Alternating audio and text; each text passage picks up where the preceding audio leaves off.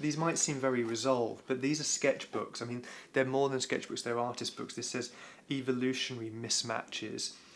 I kind of collect people's jargon at lab meetings, and it enters things here: a proliferative role, cancer interactome. These associations between word and image can be broken apart, but they're ways for me to think things through, a coordination bond.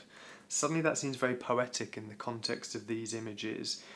These kind of books where things are isolated in space are building blocks for much more complicated images. The wiggle root, I mean, that's a cycle lane, but it's also an idea of how a particle or a molecule might move. This way of thinking is not how the scientists are necessarily thinking. A humanized mouse, decoy. This image is from a Roberto Matta painting in the SF MoMA that I have then reworked to my own. This provoke itch phrase is from Choiquette Lab, and it keeps coming back. And then these little upturned stands are from one of Trey's diagrams that I found in relation to what Krogan Lab are doing, and they've really stuck around for a while. The way these are made is quite slow. You know, this is a book called the Sydney Ducks Canal book. What you're seeing is very resolved, but these start off as pencil drawings, often with captions. So this one says, Bud talks Marvin through a crisis. And Bud is a therapist, but I think in the Sydney Ducks where we call him a mental hygienist, and that using language to change how things are perceived is a strategy of art making.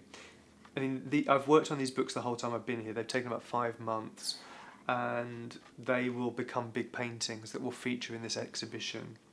The shadows are what makes them come to life ultimately, but again, they can be read completely as colour fields, patches of interacting colour that have depth.